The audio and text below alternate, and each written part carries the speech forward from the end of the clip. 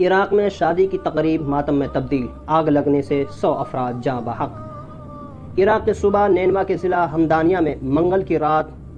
گئی شادی کی تقریب میں آگ لگنے سے کم از کم 100 افراد ہلاک اور 150 زخمی ہو گئے۔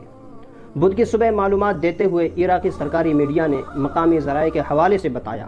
کہ مرنے والوں کی تعداد میں مزید اضافہ ہو سکتا ہے۔ سرکاری میڈیا کے مطابق مقامی شہری دفاع نے کہا کہ جشن کے دوران آتش بازی کے بعد شمالی مشرقی علاقے میں ایک بڑے ہال میں آگ لگ گئی، جس کی وجہ سے یہ خوفناک آگ بھڑک اٹھی۔ سرکاری میڈیا نے کہا کہ ابتدائی معلومات سے پتہ چلتا ہے کہ عمارت انتہائی آتش گر تعمیرات مواد سے بنی تھی، جس کی وجہ سے اس میں تیزی سے آگ پھیلی۔ عراق کے سول ڈیفنس نے کہا کہ ابتدائی رپورٹ سے پتہ چلتا ہے کہ تقریب کے دوران آتش بازی کی گئی۔ آتش بازی کی وجہ سے دارالحکومت بغداد سے تقریباً 400 کلومیٹر دور شمالی شہر موصل کے باہر واقع ایک بڑے تقریب ہال میں آگ لگ گئی۔ سرکاری بیانات کے مطابق وفاقی عراق حکام اور عراقی نیم خود مختار کردستان علاقے کے حکام کی طرف سے بھارت میں آگ مقامی وقت کے مطابق رات 10:45 پر لگی اور واقعے کے وقت سینکڑوں افراد موجود تھے۔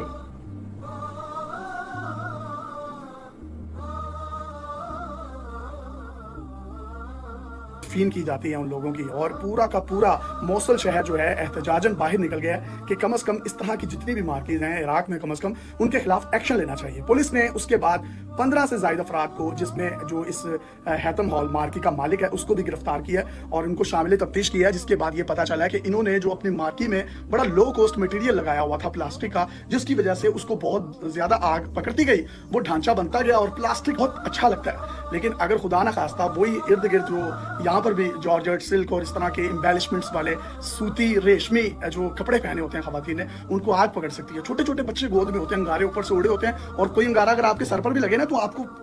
ایک بڑی اس کی انٹینسٹی ہوتی ہے، ایک بڑا اس کا ہجوم ہوتا ہے۔ تو مجھے لگتا ہے آتش بازی پر پابندی لگنی چاہیے۔